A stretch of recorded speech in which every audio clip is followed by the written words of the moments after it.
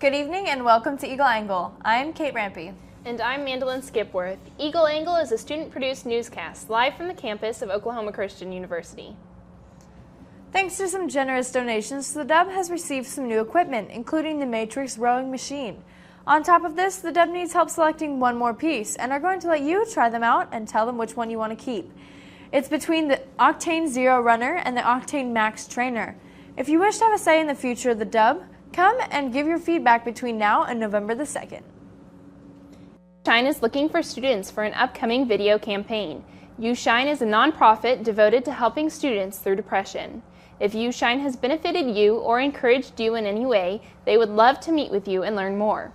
Jen Winton, founder and director of You Shine, will be holding Come and Go conversations Thursday, October the 25th from 2 to 4 p.m. in the Brew Conference Room. Just stop by at your convenience, or you can email her at info@ushine.org and let them know that you are interested in being a part of the video. Preferred lists for spring 2019 semesters are now up on MyOC. Pre-enrollment dates for students start on Monday, October 29th for graduate and graduating seniors at 7 a.m. All other seniors can enroll starting Tuesday, October 30th, beginning at 7 a.m. Thursday, November 1st, juniors will also be able to start enrolling at 7 a.m. November the 5th, enrollment will be available for sophomores at 7 in the morning. And lastly, starting November 7th, freshmen can begin enrolling at 7 a.m. Today, a very special person on campus had a nice birthday surprise. Lois Hill, the greeter of the cafeteria, had her 88th birthday today, and the first 88 students in line for the caf after chapel got to give her a balloon. We got a chance to talk to one of her coworkers who expressed the joy that Lois has brought to her and the campus. She's a blessing to this school. Everybody loves her. I met her when I first came. She was such a blessing to me. She's like my grandmother. I call her Mom. Yeah, I call her Mom. She's that special to me. She's a God sent to me, to the kids. You know, we missing out on our grandmas and stuff, and Lois fills in. She's there for us. Yes, she's everything. It really is. I love her. The kids love her. When she's not here, she calls me on the phone, and we talk, and the most things she always talks about is the kids. Getting her up every day, every morning. She's a good girl. She's good. Yes. Happy birthday, Lois, from all of us here at Eagle Angle. Campus would not be home without you. It's time to get your tickets for the homecoming musical production of Roger and Hammerstein's Oklahoma. This year marks the 75th anniversary of the show's Broadway opening. Show dates and times are November the 1st, 2nd, and 3rd at 7:30 p.m. The box office will be open Monday, Tuesday, Thursday, and Friday from 3 to 6 p.m. and Wednesday from 4 to 6 p.m. All faculty, staff, and students can get free tickets to Thursday's show and $8 tickets for Friday and Saturday night's shows. Come and enjoy the talents of your students and classmates as they perform through song and dance the beloved tunes of this great state. Calling all singers and performers, Spring Sing host and hostess audition applications are now available. If you want to put your bid in to be a part of one of OC's biggest traditions, then go by the Welcome Center in Garvey and fill out your application. Applications must be filled out and submitted by November the 1st. It's time to dust off your costumes, dress up as your favorite superhero, or create your own one-of-a-kind costume, because it's the annual CECS Halloween Costume Contest is about here. You and your friends are invited to come to the PEC on October the 31st from 10 a.m. to 1 p.m. for lots of snacks, candy, cider, and of course the costume contest. At 3:30, 5 prizes will be awarded for the most original, best duo, best group, spookiest or scariest, and funniest costumes. Applications are now being accepted for Earn Your Wings directors. If you have fond memories of Earn Your Wings and would like to give a similar experience to the next class of students, then please send in your application to www.oc.edu/studentlife. All applications are due by Friday, November the 23rd. That concludes your local news. Now on to world news from around the world. As more news comes in surrounding Gamal Khashoggi's disappearance, fallout continues to grow around the world. We go to Kelly Schmoot for more. Our administration is determined to use all means at our disposal to get to the bottom of it. In Washington, The Trump administration actively questioning Saudi Arabia's claim that Washington Post journalist Jamal Khashoggi was accidentally killed during a fight at the Saudi consulate in Turkey. The cover-up was one of the worst in the history of cover-ups. Sending CIA Director Gina Haspel to Turkey to review the investigation, and discussing the incident in a meeting between U.S. Treasury Secretary Steven Mnuchin and Saudi Crown Prince Mohammed bin Salman Monday. Meanwhile, in Turkey, where Khashoggi's killing occurred, authorities continue their investigation and the search for his body. President Erdogan, calling it a, quote, ferocious and premeditated murder, asked for the suspects in the case to be extradited to Turkey. I'm calling on the King of Saudi Arabia and the highest level of the Saudi administration. The incident has occurred in Istanbul, so this team of 15 people should be tried in Istanbul. Saudi Arabia's king and crown prince met with members of Khashoggi's family Tuesday ahead of the start of the Riyadh Future Investment Initiative, known as Davos in the Desert. The investor conference has been overshadowed by Khashoggi's death. Dozens of businesses and government leaders from around the world, including the CEOs of JP Morgan, Uber, and the chairman of Ford, bowed out of the event due to mounting questions about the Saudi government's role in the killing. In Washington, I'm Kelly Smoot reporting. Amidst the disappearance of the Saudi journalist, President Trump has started to give himself a controversial label. Jim Acosta has more. It's a controversial label President Trump is wearing proudly from the White House. Call me a nationalist if you'd like, but I don't want companies leaving. To his campaign rallies. You know what I am? I'm a nationalist, okay? I'm a nationalist. In the Oval Office, the president defended the nationalist label, but he brushed off concerns from critics that he is sending a dog whistle to his base, that what he really means is that he's a white nationalist. I love our country, and our country has taken second fiddle. There is a concern that you are sending coded language or a dog whistle to some Americans out there that what you really mean is that you're a white nationalist. I've never even heard that. I cannot imagine that. You mean I never heard that I'm expression? a nationalist? No, I never heard that theory about being a nationalist. We protect and we get killed. We do the trading and they get killed. Can't do it. All I want our country is to be treated well, to be treated with respect. So in that sense, I am absolutely a nationalist and I'm proud of it. The president has been dubbing himself a nationalist while he's blasting the thousands of migrants heading for the border in a caravan that Mr. Trump claims has been infiltrated with what he calls Middle Easterners, a racially loaded suggestion that there are terrorists among them. But when asked for proof, the president, who turned to the vice president at one point, couldn't provide any. You had said that there were Middle Easterners in the caravan. Can you explain that? Are you saying there are terrorists in that caravan at this moment? There could very well be, and if you look at... But do you know for sure? I have very good information. Are you saying that you have evidence that there are terrorists in the caravan? I spoke with Border Patrol this morning, and I spoke to them last evening, and I spoke to them the day before. I speak to them all the time. And they say, and you know this as well as anybody, over the course of the year, over the course of a number of years, they've intercepted many people from the Middle East. They've intercepted ISIS. They've intercepted all sorts of people.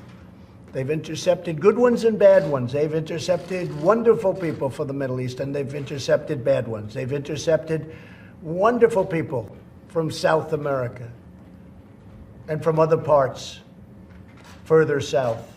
They've intercepted a lot of different people, but among the people they've intercepted very recently are people from the Middle East, okay? So you can't be surprised when you hear it. But no proof that they're in the caravan now. There's no proof of anything. The president also took questions about his claims that he will be unveiling a middle-class tax cut plan in the coming days, even though multiple GOP sources have told CNN that proposal is news to them. Is that an acknowledgement that the original GOP tax cut was too heavily tilted in favor of wealthier Americans and corporations? No, it really wasn't. I'm talking about the one that was passed. We're very proud of it. And what it did more than anything else, it brought jobs, tremendous numbers of jobs.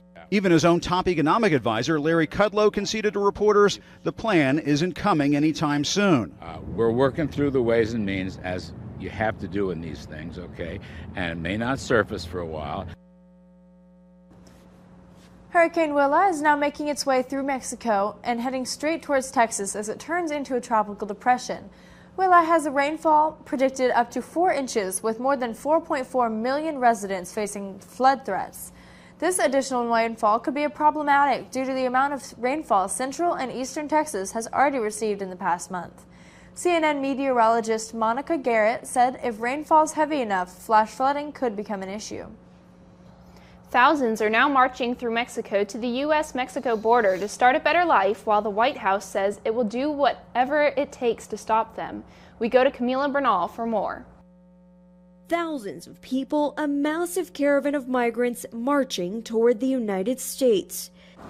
They say they're marching away from a life of hardship and violence in their home countries, hoping for a new beginning in the U.S. At least 2 people have died in accidents along the way, risking their lives for the possibility of making a better life for themselves and for their families. I have 3 kids, and I had to leave them behind because there's no job. President Trump has repeatedly condemned the migrants' movements, threatening to declare a national emergency and cut off aid to countries that fail to prevent the migrants from entering the U.S. The president also claiming that terrorists, criminals, and, quote, unknown Middle Easterners have camouflaged themselves, blending into the massive group. Vice President Mike Pence echoed those claims. It's inconceivable that there are not people of Middle Eastern descent in a crowd of more than 7,000 people advancing toward our border. Counterterrorism officials are disputing those claims, saying there's no evidence that ISIS or any other terror groups have infiltrated the caravan. And as for the people seeking asylum in the United States, they say all they want is support. We are an honorable people. We're workers. Would you call a group of kids terrorists? A group of women who need help? In Mexico City, I'm Camila Bernal. On Wednesday, packages containing potential explosives were intercepted on their way to former President Barack Obama in Washington, D.C., former Secretary of State Hillary Clinton in New York, and CNN's office in New York. These devices were found after an explosive device was discovered in the Bedford, New York home of George Soros. Soros is the liberal philanthropist that is a frequent target of criticism from far-right groups. According to the Secret Service, the protectees did not receive the packages, nor were they at risk of receiving them. Officials have said that the devices sent to Obama, Clinton, and CNN were nearly identical and appeared to be the work of the same individual. This concludes your national news segment. Up next, Jonathan Cleverton has your full weather report. Stay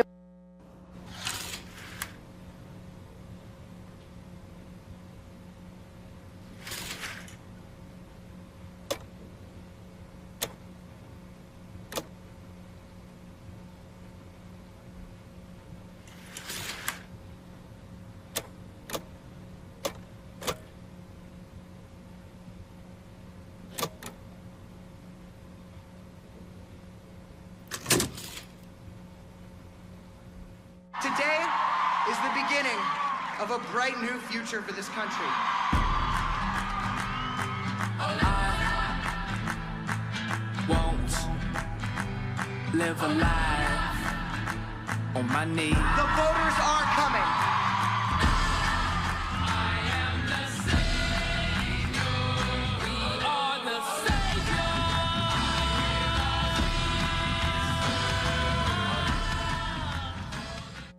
So there you are, shuffling through a stack of resumes and you come to mine. This is it, first impression, my way in. But can my resume show you how I truly stand out? Like that I was studying, going to night school while working 2 jobs just to help my parents pay for groceries. Or being the first one to always step up. No, that's something you just can't put on paper. Look beyond the resume and discover new ways to develop great talent that is dedicated, hardworking, and determined like me.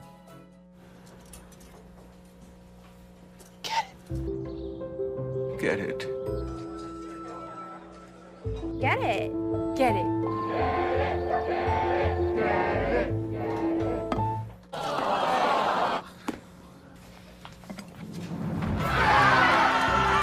Give your town a reason to celebrate, because every Goodwill item you bring home brings job training and more to your community. Goodwill, bring good home. Jonathan Cleverton joins us here in the studio. John, what kind of weather can we expect this week? Well, surprisingly, Kate, we could actually expect some pretty nice weather upcoming. But for right now, let's take a look at what it is right now. It's 55 with a little bit of rain shower right now. It feels like 54, so it's kind of like a fallish day, you know, what we're expecting towards the end of October. We've had a little bit of showers throughout the day, and we're supposed to be expecting some later tonight as well as tomorrow morning. So it's a little colder, but nothing too bad. Let's take a look at what it was across the state. Across the state of Oklahoma, we could see that it was 45 up in Guymon, 58 in Ponca City, 61 in Tulsa, 54 in Ada, so a little chillier there, 52 in Ardmore, and then 50 over in Lawton. So overall, you know, pretty consistent. It ranged from upper 40s to low 60s, so nothing too extreme in difference-wise, but we can definitely tell that fall's setting in. We expect these type of temperatures throughout the rest of the year. So let's take a look at what the weather is going to be like tonight. Tonight, it's going to be 49 degrees. Nothing too bad. Definitely can be outside. The winds are going to be 5 miles per hour coming from the east, so that wind chill's going to be there. Nothing too bad. However, humidity is going to be at 95%, so it's definitely going to be moist and a little bit of showers. So make sure that you have a rain jacket or umbrella if you go outside, enjoying any of the intramural games still going on, or anything at all, just enjoying a walk. So definitely expect some showers tonight. Let's take a look at the weekend weather highlights. So as you can see, that it's going to get a little warmer this weekend. So we're going to break through some of the rain tomorrow, and we're going to hit the low 70s on Friday, and it's going to bump back up to the mid 70s on Saturday. The sun's going to come out, so get outside and enjoy this weather because it's not going to last for long, and the sun's always good. Wind's going to be up to 15 miles per hour, so that'll be more towards Sunday, so expect that. However, we're looking to have a pretty decent weekend, so make sure you enjoy it and get outside and throw a football, frisbee, or walk a dog or something like that. Let's take a look at the 5-day forecast. 5-day forecast. Like I said, AM showers tomorrow. Going to be 58, so it's going to rain tonight, carry on through into the morning. High 58, low 47, and then it's going to stop. Still going to be some clouds moving into Friday, but temperature is definitely going to raise to 71. We're going to feel it, so with a low of 49, and then the sun's going to break out fully on Saturday, Sunday, and Monday, with a high of 75 on Saturday. Like I said, that's going to be the high point of the weekend. Make sure you enjoy that with a low of 54. Sunday is going to be 69, so we're going to drop a little bit, but nothing too bad. You can still wear some shorts and a tank top with a low of 43. Monday, we're going to have a pretty consistent range, 68 with a low of 51, and as well as it's going to be sunny. So overall, we're looking to have a pretty nice weekend. So like I said, it's gonna be a good one. Enjoy it. That's all I got for now. Back to you, Kate. Thank you, John. Coming up, we've got Brennan Spear with the full scoop in entertainment. Stay tuned.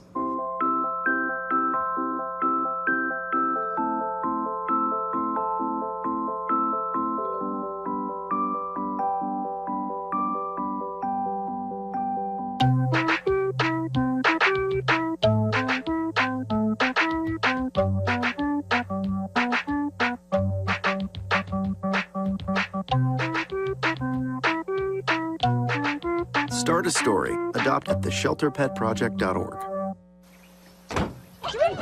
They'll test you. Try to break your will. But however loud the loudness gets, however many cheese puffs may fly, you're the driver, the one in control. Stand firm. Just wait.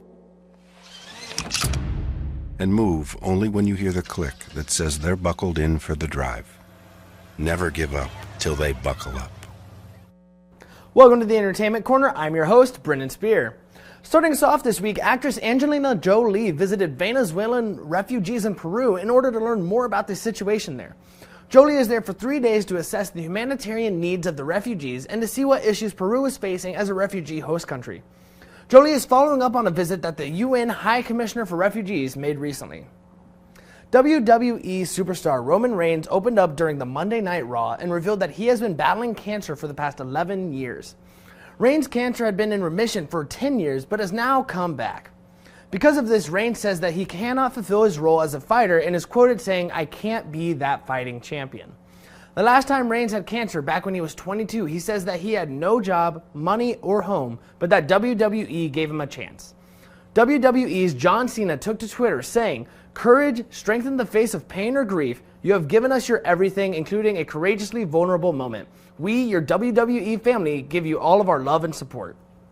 Star Chris Hemsworth gave an exciting ride to an unsuspecting hitchhiker. American singer Scott Hildebrand is hitchhiking through Australia to Byron Bay. Hemsworth and his trainer Luke Zaki picked up Hildebrand in Brissy and then helicoptered the rest of the way to Byron. Hemsworth posted videos of the event on Instagram with the caption, "Picked up a hitchhiker, wasn't a serial killer," which we were stoked about. Prince Harry and wife Meghan Markle have continued on with their visit in Australia. This past Saturday, the couple attended the opening ceremony for the 4th annual Invictus Games. The Invictus Games is a Paralympic-style competition that Prince Harry founded. Markle has started missing some of their public events to rest due to the pregnancy taking its toll. After the couple watched one of the Invictus sailing races, they received some big hugs from Team USA. One of the sailors even lifted Harry in a bear hug, to which Harry jokingly suggested he not do the same to Markle. That's all I have for entertainment this week. Let's head back to the desk with Kate. Thank you, Brennan. Brianna Barker is here with the Eagle Angle Sports Report. Brianna, how are the Eagles doing? Thank you, Kate. The Oklahoma Christian women's soccer team played 2 games last week. Last Thursday, they played against St. Edwards and lost 7-0. The women also played at home last Saturday against Dallas Baptist. The game was moved to South Oklahoma City to the South Lake Soccer Club due to the home field being deemed unplayable by the game officials. The women would lose this game 3-0. After the game, the Lady Eagles returned to campus and honored their 4 seniors since this was their last home game of the season. Darian Palacios, Lauren Parker, Michelle Fuentes, and Carly Cooley were honored. The Lady Eagles will finish out their season on the road Thursday at Lubbock Christian and Saturday at Newman. Moving on to the men's soccer team, they played 2 games last week as well. On Thursday, the men played at Rogers State and they rallied with 2 second-half goals. Garrett Bloom and Vanya Hodovic both scored goals for the men as they fell just short, losing 3-2. On Saturday, the men returned to action where they played at Newman. They did not have a very good day as they lost 2-0. This game ended the team's playoffs hopes as they were eliminated from qualifying for one of the 6 spots in the Heartland Conference tournament. The men's soccer team will wrap up their season Thursday at St. Edwards and Saturday at number 3 Midwestern State. The OC women and men's bowling teams participated at the Mid-State Championship last weekend in Wichita, Kansas. As a team, the women finished 16th place with 8,006 pins, and the men finished in 9th place with 9,358 pins. 16 pins behind Kansas Wesleyan, who was the last of 8 teams to qualify for the tournament's match play format, where a champion of the tournament was determined. Josh Imhoff led way for the men's team, where he was 13th individually after 6 games, and Alexandria Ford led the way for the women's team, who finished in 28th place.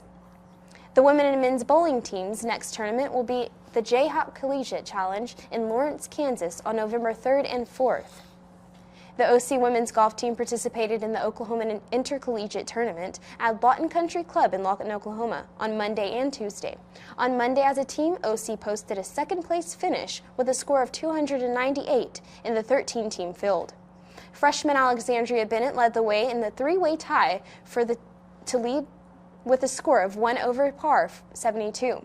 On Tuesday, the ladies finished with a score of 299, which got them an overall score of 597 for the tournament.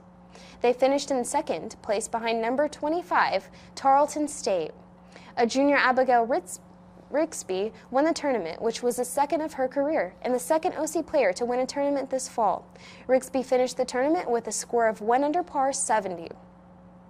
This tournament was the last one for the Lady Eagles this fall. They will begin their spring season March 4th and 5th at the Diffie Ford Lincoln Invitational at the Kicking Bird Golf Club here in Edmond. The OC men's golf team participated in the Territory Classic at the Territory Golf Club in Duncan, Oklahoma on Monday and Tuesday. On Monday, OC had a team score of 289, which left them tied for 2nd going into the 2nd day of the tournament. Junior Trevor Norby was in a 4-way tie with a 3 under par 69 going into Tuesday. On Tuesday, OC finished with a score of 286, which put them at 575 overall, which was enough for them to capture their second tournament win this fall, giving them a 62nd team title in program history. Juan Pollock, Garrett White, and Trevor Norby all had top 10 individual finishes. This was the men's last tournament of the fall schedule. They will open their spring season in Vista, California at the California State San Marcos Fujikura Invitational, February 4th and 5th. Last week, the Heartland Conference preseason poll came out for the men and women's basketball teams. The poll is picked by coaches and sports information directors throughout the conference. The Lady Eagles placed 5th out of the 8 teams in the league, and the men placed 7th out of 9 teams in the league. Senior Addie Clift was the lone OC player to be named to the preseason All-Heartland Conference women's basketball teams. Congratulations, Addie, and good luck this season. Moving on to national sports, last night the World Series began in Major League Baseball with the Los Angeles Dodgers taking on the Boston Red Sox at Fenway Park in Boston, Massachusetts. Boston got on the board early in the first inning as Mookie Betts had a leadoff single and stolen base where he scored an RBI single by Andrew Benintendi, who went 4 for 4 in this season's game. The Dodgers came back in the second inning and tied the game at 2 with a solo home run by Matt Kemp and a run-scoring single by Manny Machado. After the Dodgers tied the game, it was all Red Sox as they won the game 8-4. The Red Sox took a 1-0 lead in the best-of-7 series. Game 2 is tonight at 7:09 p.m. on Fox. This has been your Eagle Angle Sports Report, and we'll be right back after these short messages. I'll never forget the day our landlord called and said, "Read your lease. No pets allowed." My owner tells him my dog ate the lease, but that didn't work. And now I'm stuck in a shelter. But this pit bull is ready for a new crib. I'm loving, loyal, and play well with others. So don't be intimidated by all my muscles, because the biggest one I have is my heart. That's right, I said it.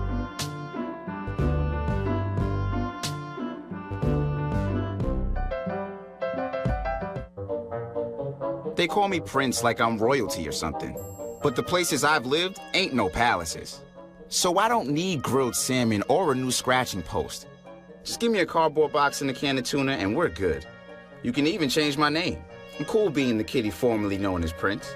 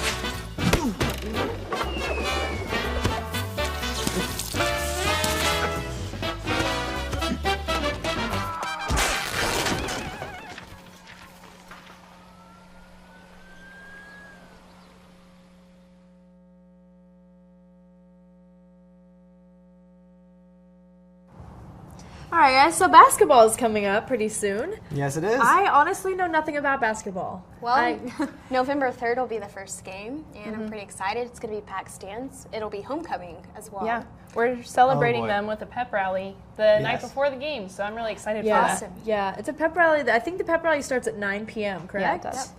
We have so much school spirit here. It's awesome. It's a maroon out, Yeah, right? maroon out. So Blackout. wear maroon. It's actually blackout. Oh. Blackout. Blackout this year. I said maroon. Well, wear your this year. black. I guess I could wear my blazer. You could. You could go. You could take it in a dressy way if you wanted to. Yeah. Honestly, I'll probably just wear black sweats, but you know that's fine. Hey, whatever works. Well, thank you for watching Eagle Angle, where it's your campus, your news.